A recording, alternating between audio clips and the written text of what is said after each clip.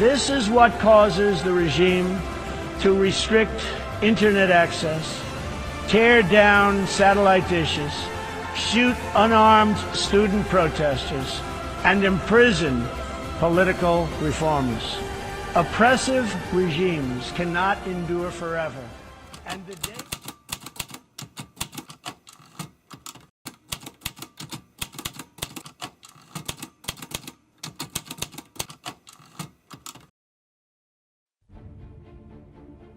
In my part of the world, we shed tears not because we are weak. We cry because we have been tough for so many years. Out here, we do not know much about fairness or equality. The rule of law almost doesn't exist. Here, all we have grown to know is intimidation, fear, arrest, and torture. We are used to disappearance and brutal killings. Now, death does not even scare us. Our lives are a constant uncertainty. We have learned to live one day at a time, hoping for a change we know is not going to come. Everything that is ours, even our human rights, get taken away from us. When we complain, the wicked regime descends on us without mercy. The regime is above the law. They get away with everything. We are a peaceful people, and mostly, we are taken for granted.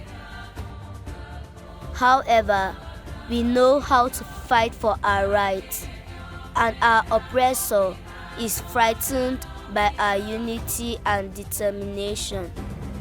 They know the truth, yet choose to distort history. But how did we get here? How did we even get to the point where the government ultimately had to shut down our internet?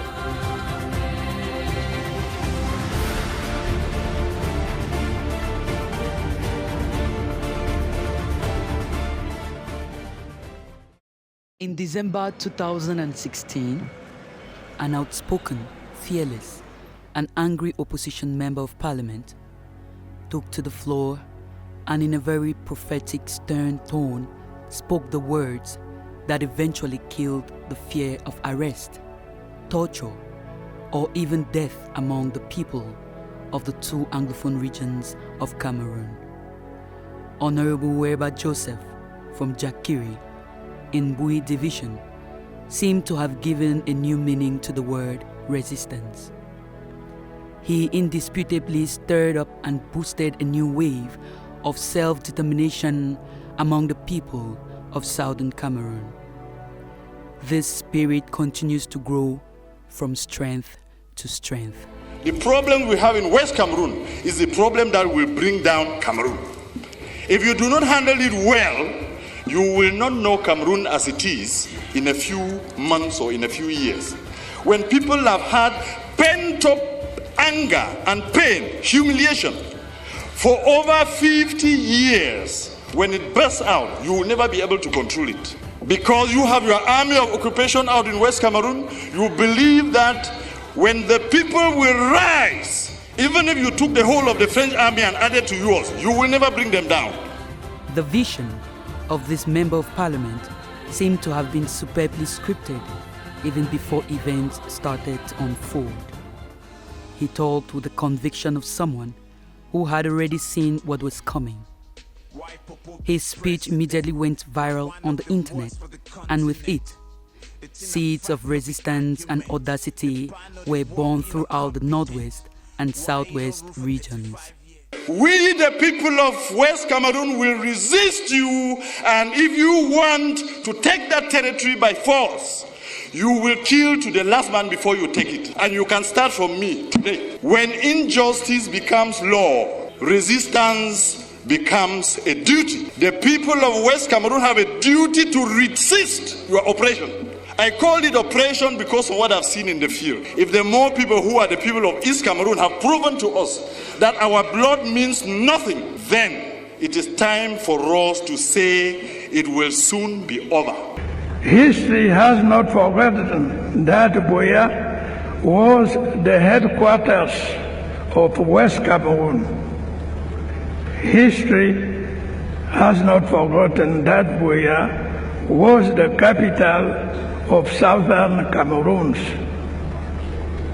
And history has not forgotten that Buea was once the capital of German Cameroon. That is why I say that Buea is a historic town. I was one of the believers in a unified Cameroon, and I want to tell this house that what has happened to those children in Buea University and in Bamenda has convinced me that the people who say Cameroon should go in two parts are correct. And there are more and more of us out there who now believe that it is the ultimate end. And just like that, the Honorable's prophecy came to pass. Things speedily began to spiral out of control. In the last 18 months, the English-speaking regions of the northwest and southwest of the Republic of Cameroon have been the grounds of protracted protest. Strikes by the lawyers of the common law extraction and Anglophone teachers prompted people from different walks of life to express a general discontent with the poor treatment Anglophones have been subjected to in a Francophone-dominated country. The lawyers had requested that the regime should consider returning to the federal form of government as the best way of preserving and protecting the Anglophone minority. The government did nothing to redress the issue for over a year. Then the lawyers called for sit-in strikes. Still, nothing happened. The lawyers decided to carry out a peaceful demonstration on the 8th of November 2016 in Bamenda. But they were met by police officers and gendarmes who dispersed them with tear gas, brutalized them, taking off their wigs and robes by force. As a result, the lawyers and teachers' strike action was prolonged indefinitely. By the same measure, the people's disgruntlement with the government continued to worsen. At this point, Issa Chiruma Bakari, the Minister of Communication, repeatedly stated that the protests were as a result of external influence and that social media is a new form of terrorism. Cyberspace is the channel that I consider to be one of the most harmful as far as the image of the nation is concerned. Because most of those who use this channel of expression to talk about their country, they give the impression not to be happy with their nation. But as far as the cyber is concerned, we have a problem with people who are behind, because you are dealing with people whom that you cannot see. They always blackmail. They want to take hostage. They want to defame their nation. The reason why we say that what they are doing is completely wrong. Unable to achieve academic or economic fulfillment at home, many Anglophone youths have fled Cameroon. Their Anglo-Saxon background has facilitated their settlement and integration in many Western countries. This diaspora has swelled the ranks of the freedom movement abroad and is legitimately supplying ideas and support for any protest movements. They have demonstrated this during strike actions, notably through protests organized in front of various Western embassies in their countries of residence. Despite a constitution that enshrines freedom of expression and of speech, the government has labeled social media as a new form of terrorism. A government that has resorted to cheap, blatant threats and intimidation, stating that she will listen to social media conversations.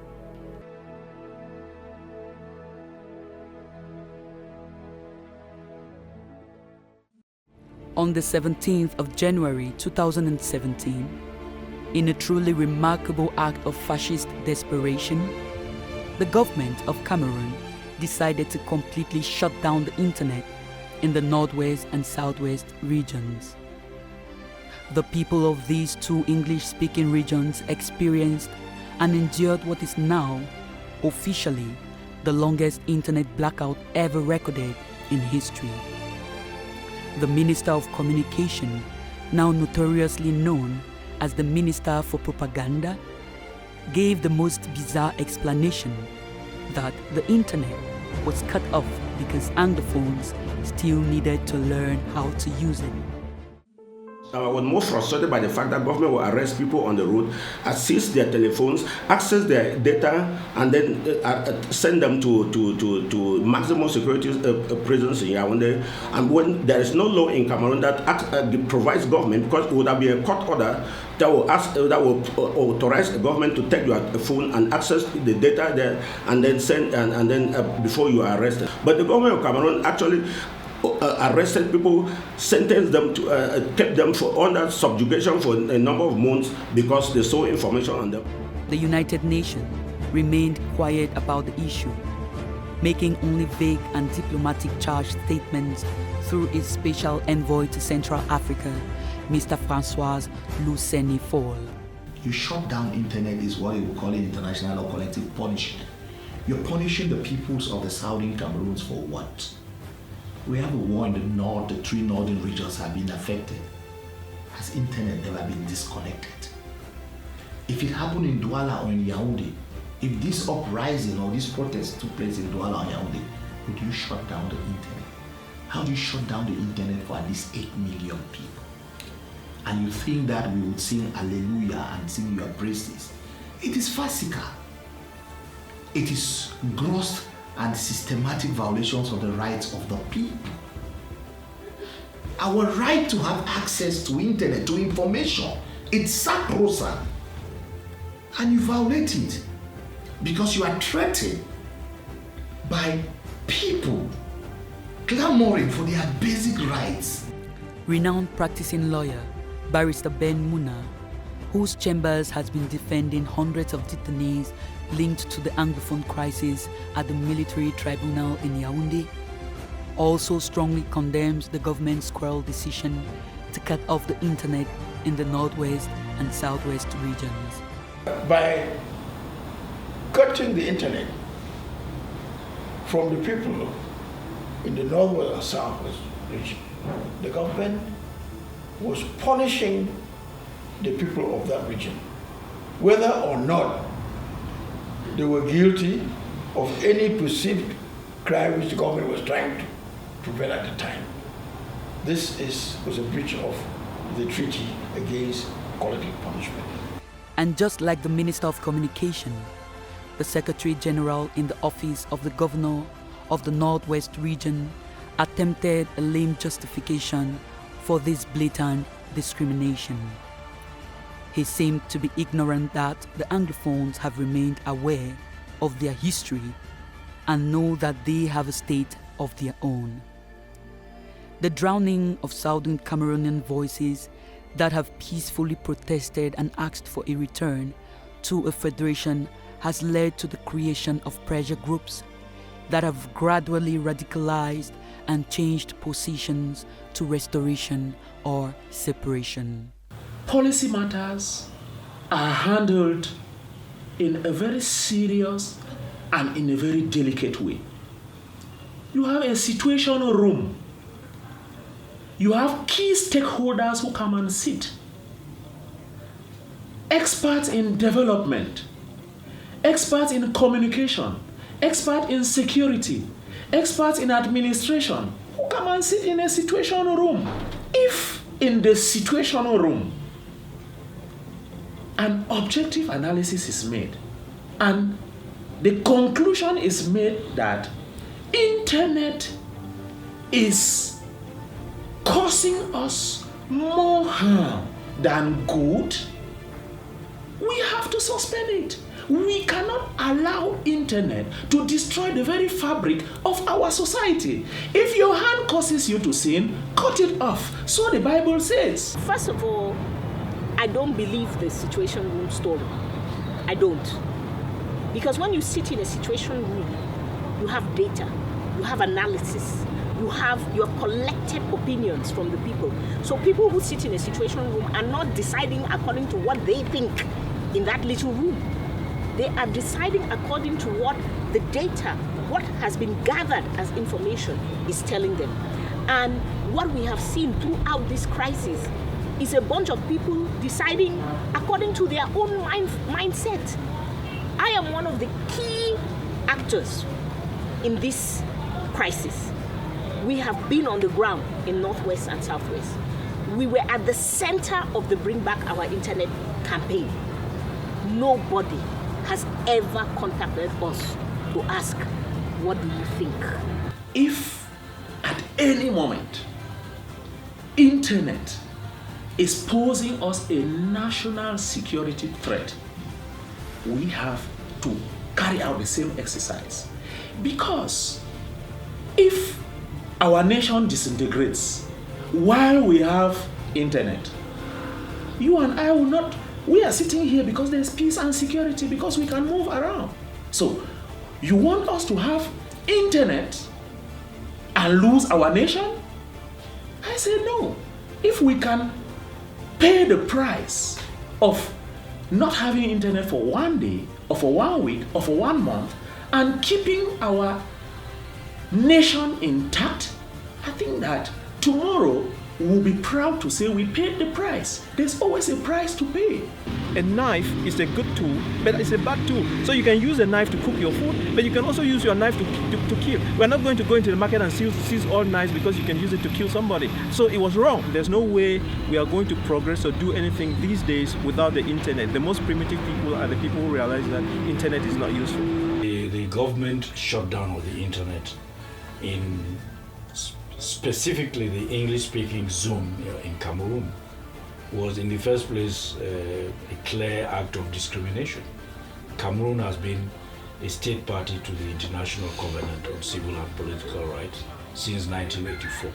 Now I mention this because the key ingredients of human rights as they pertain to freedom of expression, the right to information, particularly the World Wide Web, the Global International Information Highway, all of those are understood to be part of that package.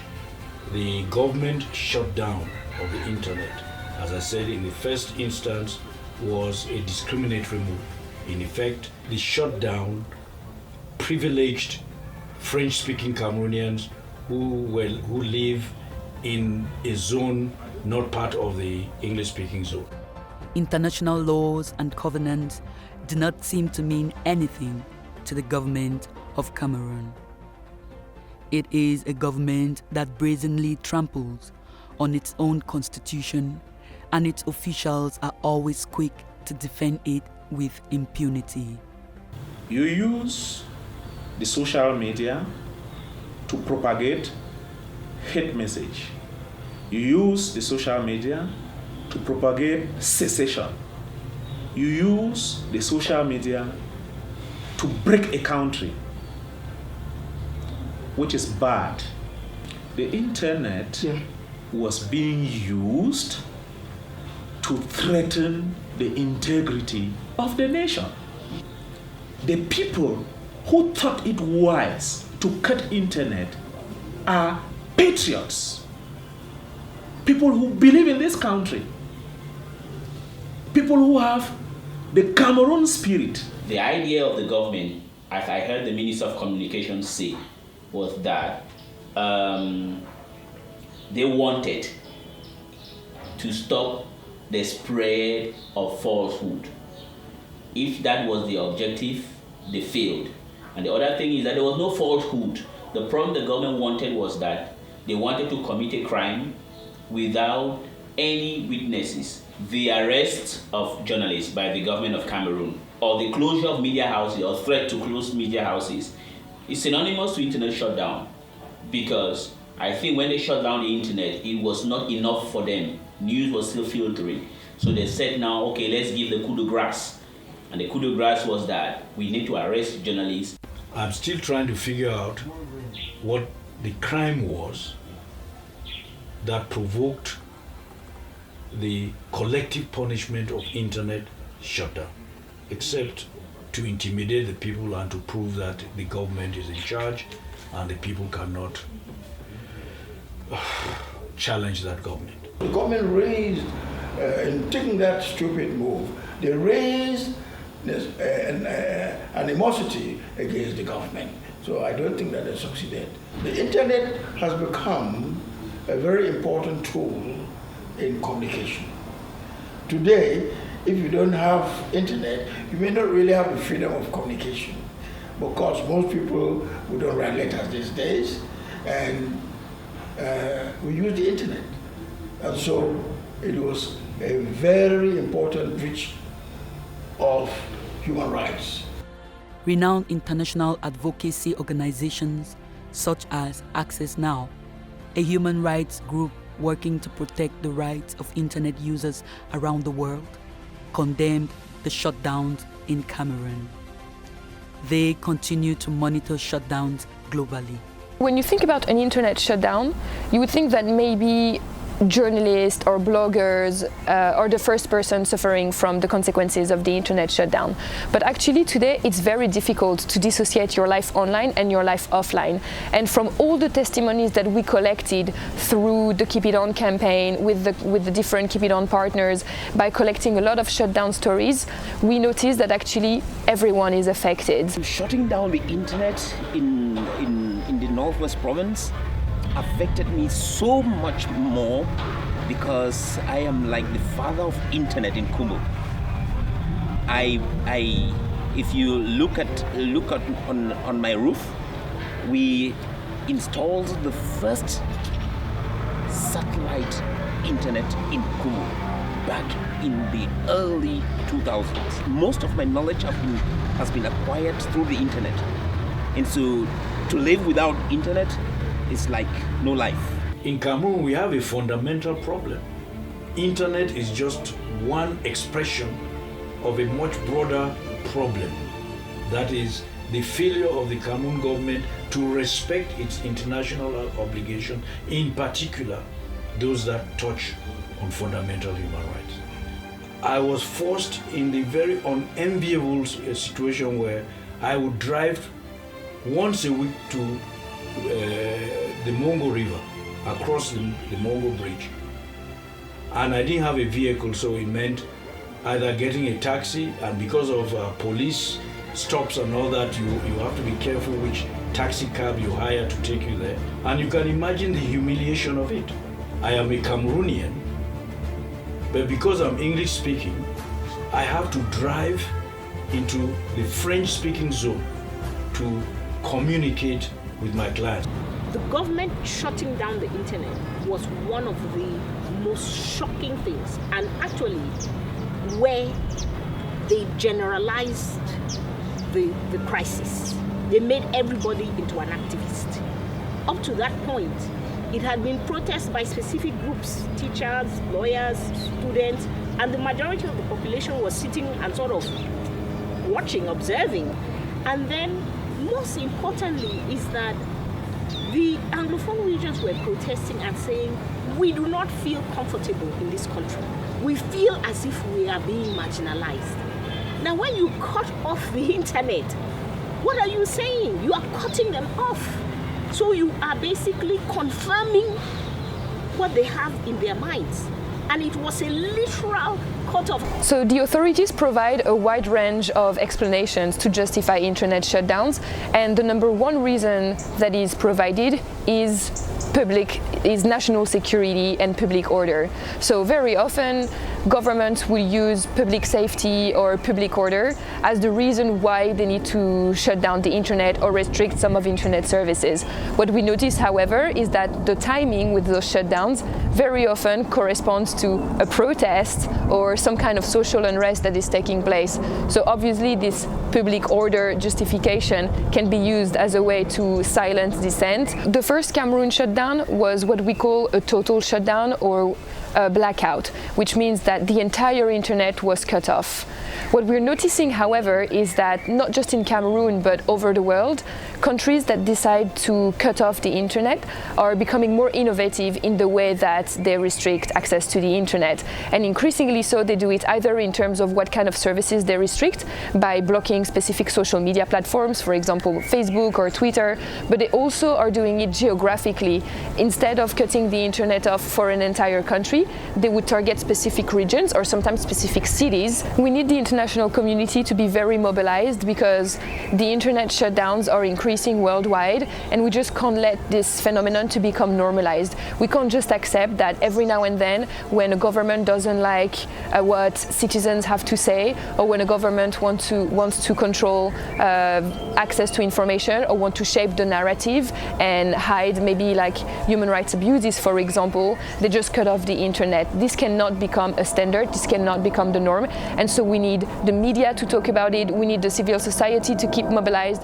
In Cameroon, our tech hub, the place where technology businesses are located, is in Buea. We call them Silicon Mountain.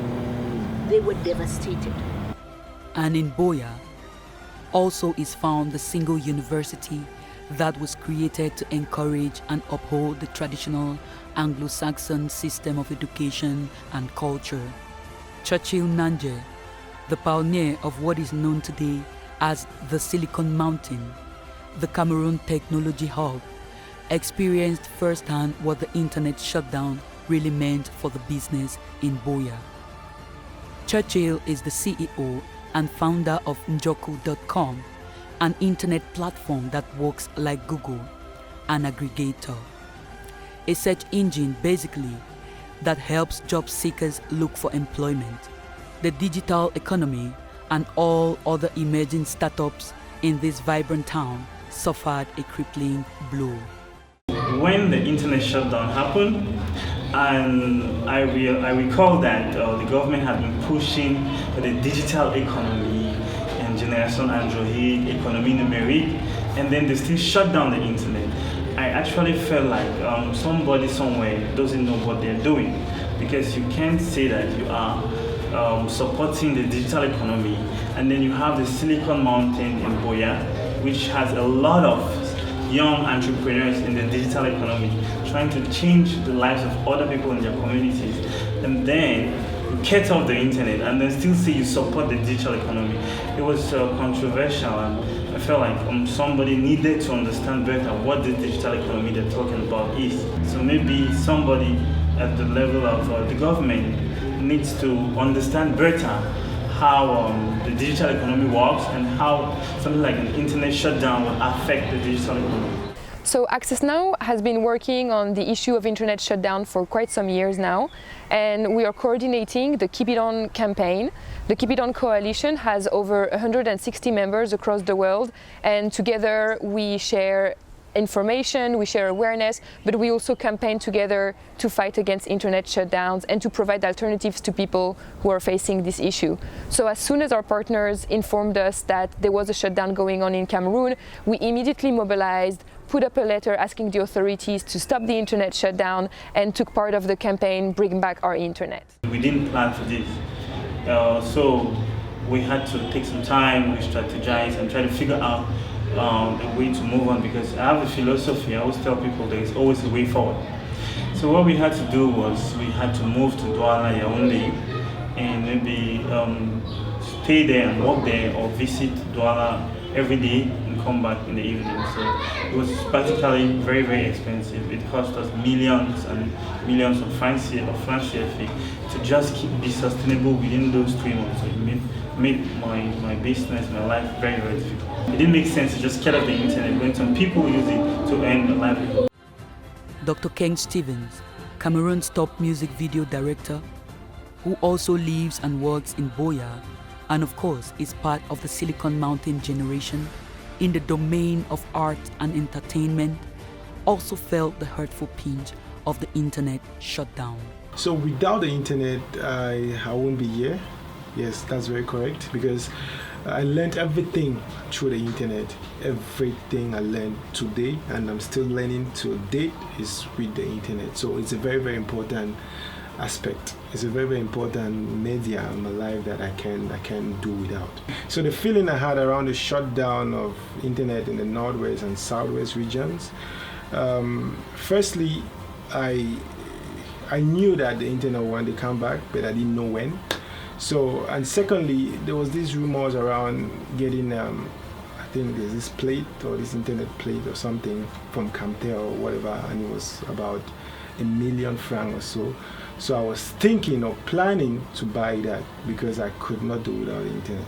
Without the internet during that period, it was very difficult for me to explore ideas, and I felt like I was in a prison or in a cage. So hopefully we don't get another shutdown of the internet in the southwest and northwest region of this country, because the absence of internet helps to disrupt or slow down the growth of talent. Without the internet, I won't be able to do research for myself, and without proper research, I won't be able to teach others and help young people grow. Alain Ntef lives and works in Yaoundé. He is the co-founder and CEO of Gifted Mom. He developed a mobile health application that uses low-cost technologies to improve the health conditions of pregnant women and newborns in underserved and disconnected communities. His operations are mostly in the Northwest and Southwest regions.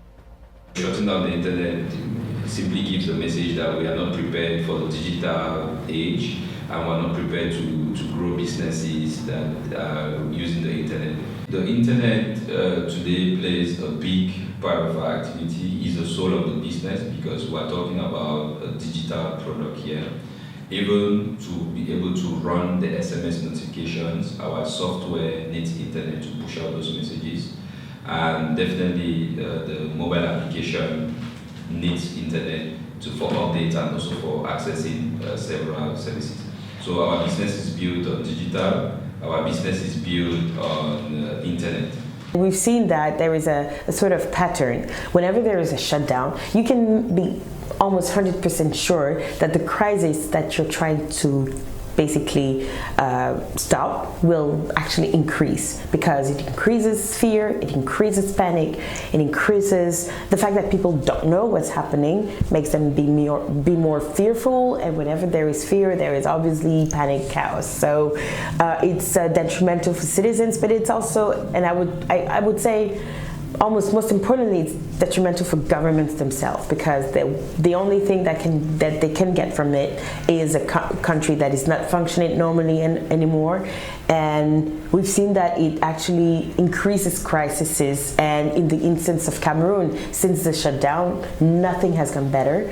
And we are even more talking. We are even talking more and more about a civil war. The country being on the brink of a civil war. I am sure that if there hadn't been the shutdown, well, there would have been solutions brought on the issue of the Anglophone crisis. We at Internet Sans Frontières, we think that if a country decides to cut itself from the rest of the world and the rest of the internet, well, it should, there should be consequences. And the only way to, unfortunately, the only way to make some governments understand is to show them what it feels like to be put aside, right?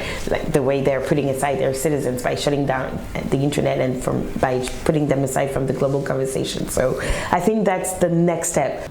The internet cut was not a luxury measure. It wasn't. It was a hard decision to take.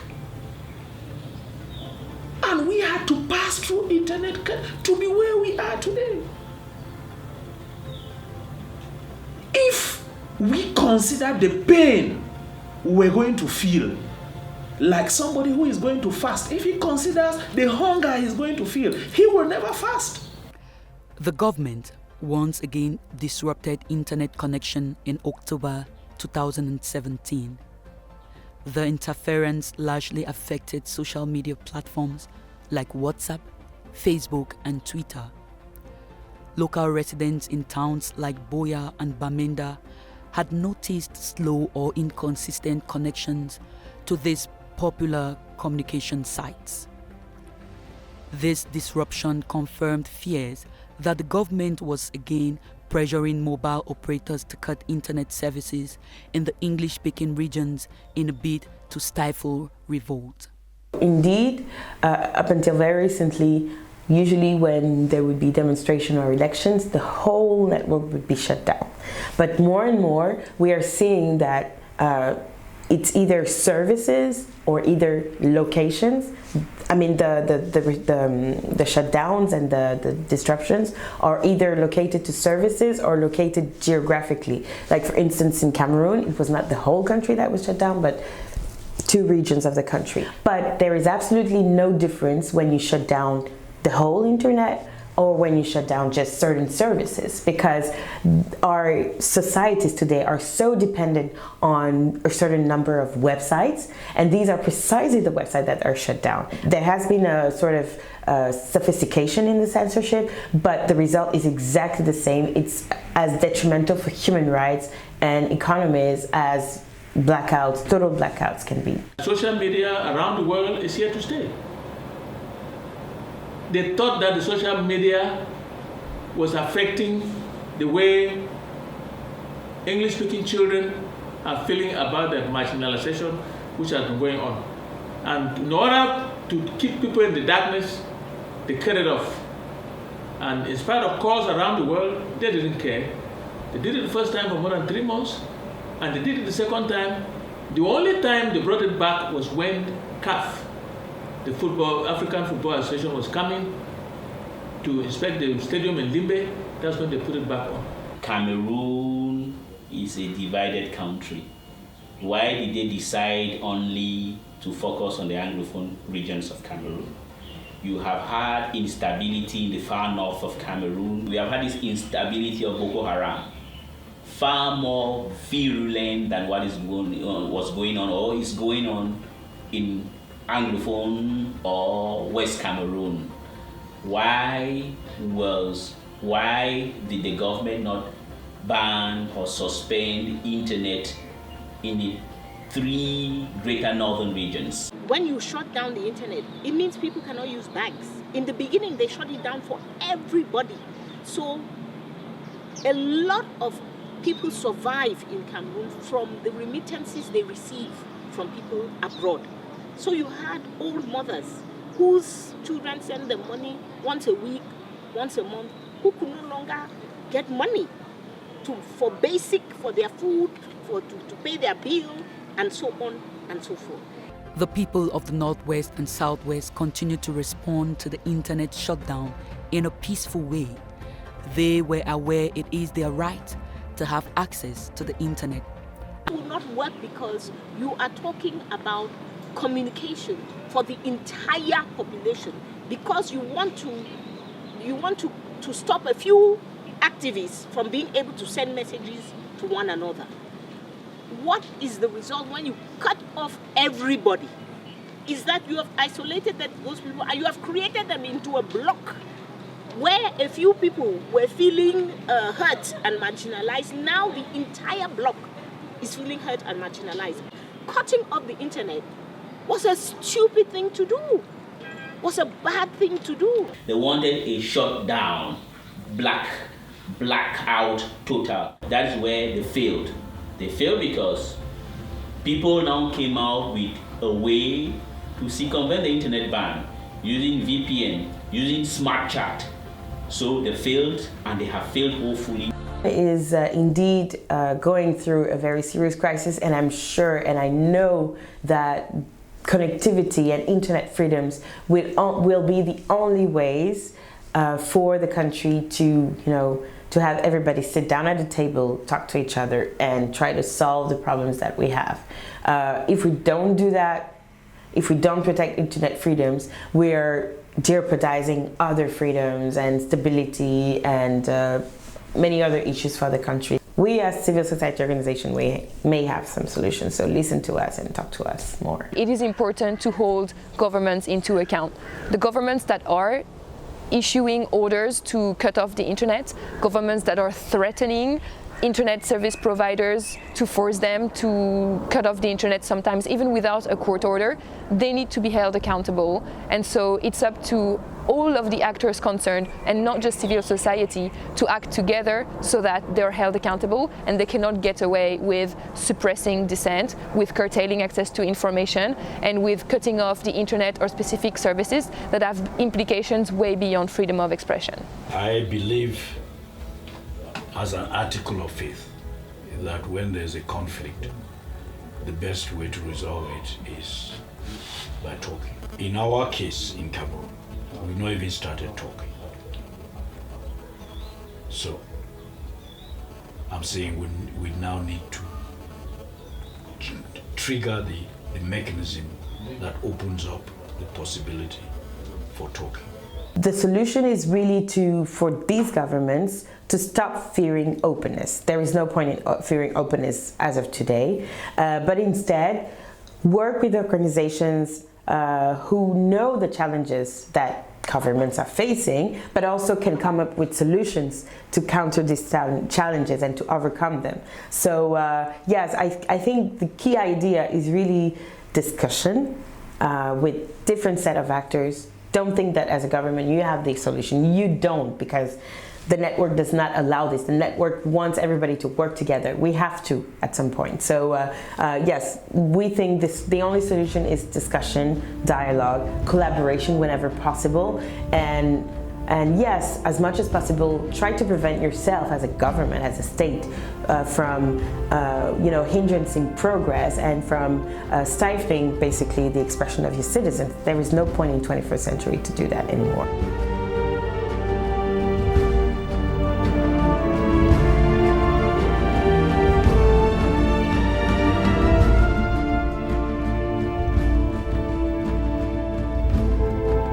Scourge of our planet today is a small group of rogue regimes that violate every principle on which the United Nations is based.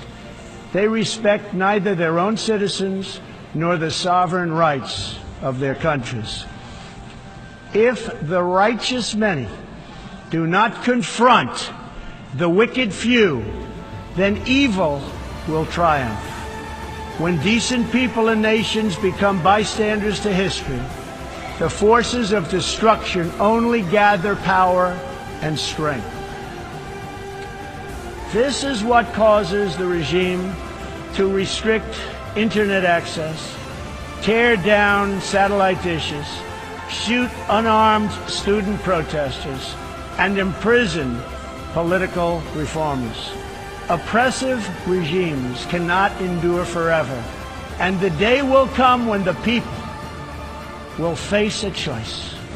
Will they continue down the path of poverty, bloodshed, and terror, return to the nation's proud roots as a center of civilization, culture, and wealth, where their people can be happy and prosperous once again?